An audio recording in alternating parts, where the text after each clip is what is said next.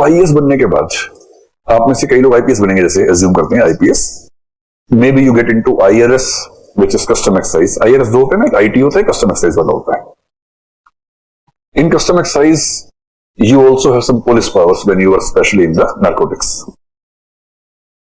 तो क्या होता है कि आपको वहां जाने के बाद ना कोई कानून ठीक से पढ़ना पड़ता है। If you get into IRS IT, आपको एक्सपर्ट बनना है। इनकम टैक्स एक्ट 1961 शायद है, तो उसका एक्सपर्ट बनना पड़ता है। एक्ट इतना है लेकिन उससे केस लो मिला के इतना मोटा हो चुका है। और आईआरएस की ट्रेनिंग का बेसिक मतलब है इनकम टैक्स एक्ट को ठीक से पी जाना है, नहीं तो लोग आपको पी जाएंगे बाद में। I have seen many IRS officers, उनकी हालत देखकर दया आती है बाद में। आईआरएस बन गए, बैकग्राउंड क्या है कि मैंने ग्रेजुएशन में फिलोसफी पढ़ी है, great. I know what Shankaracharya said, I know what Nagarjuna said, I know what JS Mill says, I know what John Rawls, Plato, Aristotle says, Socrates say, and I got into IRS, Indian revenue service. Training में मैंने पढ़ाई की नहीं, मैं मौज करता रहा। And the training academy had a moral responsibility to get me passed, so they managed everything, so I could pass the exam। अब मैं बिना पढ़े एग्जाम पास करके पहुंच गया और बन गया ACIT, कितना लंबा नाम है, assistant commissioner of income tax. और ऐसे है, ये आपकी डेजिग्नेशन होती है। This is the first designation that you are given when you come into IRS. अब वहां हीरो बन के जा रहे हैं, बैठे तो आपके असिस्टेंट ने, who happens to be an income tax officer, ITO। ITO जगह का नाम नहीं होता, मतलब ITO एक ऑफिसर का नाम भी होता है, ऑफिस का भी होता है। तो income tax office is ITO, income tax officer is a designation which is subordinate to IRS officers. वो कह रहे सर 3-4 बहुत क्रिटिकल केसेस हैं, आप सुनने होंगे, आपने केस सुनना होता है। बोले हाँ सर, आप आईआरएस से ट्रेनिंग करके आए ना? हाँ मैं ट्रेनिंग करके आया हूं। तो फिर कह रहे सर कल कोर्ट लगा दें आपकी, एक केस कर ले, 3-4 केस जरूरी है, पेंडिंग है, आप लगा दो। नेक्स्ट डे कोर्ट में जज वाली जगह बैठ गए, आप जज हैं। आप समझ रहे, बहुत मजा आता है। आप आईआरएस हैं, आप जज हैं, आप बैठ गए, अच्छी सी गद्दे वाली सीट है, आपने उछल उछल के देखा, बढ़िया पहिया घूम रहा है, आगे पीछे हो रहा है, आपने कहा very good seat, good chair. अब चाय लाओ, मिले चाय आई, अब आपने कहा हाजिर किया जाए, तो आईटी ने कहा सर ये आपकी वो वाली अदालत नहीं है, ये इनकम टैक्स मैटर है। तो फिर 2 लोग आए, एक इधर से एक इधर से, तो पता लगा ये उस कंपनी का चार्टर्ड अकाउंटेंट है जिसने LLB भी किया हुआ है और 30 साल का एक्सपीरियंस इनकम टैक्स केसेस का इसको है। He has been doing income tax cases for last 30 years। इधर सरकार की तरफ से एक वकील आया है, वो भी 50-55 की उम्र में है, and he has also the experience of 30 years in income tax matters। अब दोनों बहस कर रहे हैं इस भाव से कि आप तो जानते ही हैं, हम बहस कर रहे हैं, आपको सब पता ही है। कहते हैं sir according to section 80G of the income tax act and the decision given by the supreme court in the matter of 1997, this was ascertained that. आप करें अच्छा, आप कागज पे नोट कर रहे हैं कि भैया इनकम टैक्स एक्ट पढ़ना पड़ेगा। अब तो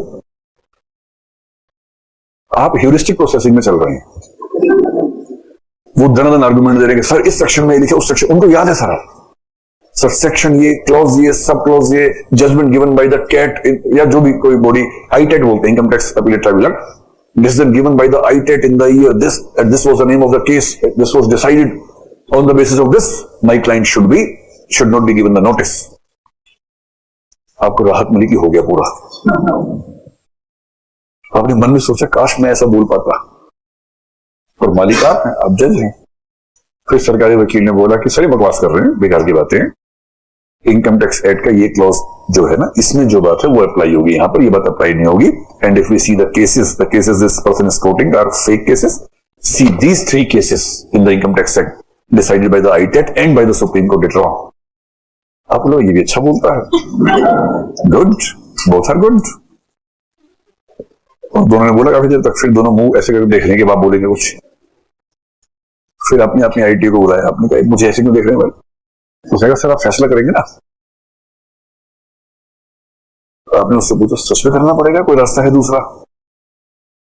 फिर उसने कहा सर आप 2 दिन की छुट्टी कर दीजिए, आप बोलिए कि next hearing will be done on next Monday. This is the best solution. आपने कहा आप दोनों की बातें सुनिए, you speak well, you have good knowledge, but your arguments are not so effective, you know. You have studied income tax act superficially, but not at the deep level.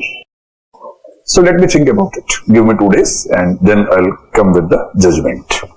So the matter is suspended and it will be heard again on Monday. This ये तारीख का नाम बोला. So now you can go. आपको इतना ही आता था बोलना. और जैसी हुए आपने अगरबत्ती जलाई भगवान कहाँ फंसा दिया यार मुझे. ये सब क्या क्या झंझट है. आईटीओ को बुलाया, बोले तू ही मालिक है, लिख जजमेंट लिख जल्दी से. तो ठीक से लिखियो. उसने कैसे ये सब करने की जरूरत नहीं है. जो सीए होते हैं ना, ये वो भी काम कर देंगे. अब एक काम करो, इस मैटर में ये दोनों सीए हैं, 10-15 सीए हमारे पास हैं. एक और सीए को बुलाते हैं, वो लिखेगा जजमेंट आपके लिए. नीचे आपका नाम, आप अंगूठा लगा देना बस. मतलब साइन कर देना, आप बस साइन कर देना. फिर किसी सीए को बुलाया कि भाई साहब फंस गया, कुछ लिखो. सीए ने कहा सर ऐसे लिखते हैं, लिखा बना जजमेंट.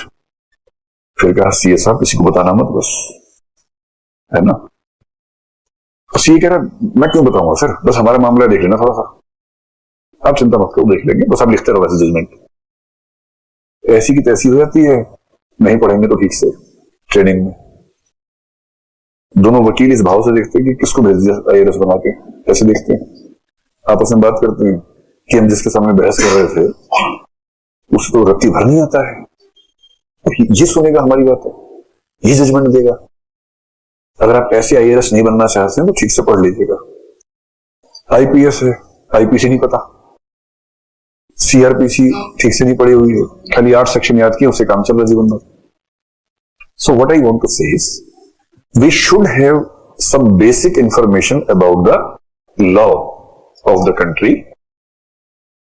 कॉन्स्टिट्यूशन तो आप पढ़ते ही हैं, तो जो मेन कुछ लीगल एक्ट्स हैं, कुछ मेन एक्ट्स हैं, may be we should have those in the syllabus of GS so that every civil servant or the aspirant has some legal aptitude or legal understanding about the system. अब IPC सबको पता होनी चाहिए ना. कोई police वाला आपके सामने और आप कांप रहे हैं, क्यों कांप रहे हैं? आईपीसी पढ़ी होती नहीं कांपते आप लोग. If you know the IPC and CRPC, you know all the procedure through which police can do something against you and all the crimes, definitions of crime. If you know you have not committed a crime, why should you be fearful? और उसके लिए क्या है? IPC पढ़नी है. So why shouldn't we include IPC or maybe CRPC और कुछ main act जो होते हैं हमारे देश में चलने वाले, वो अगर होंगे, और may be basic provisions, specifically mention provisions, these 10 provisions from this act, 5 provisions from this act, so that you have a good understanding of the law of the country when you are in the civil services.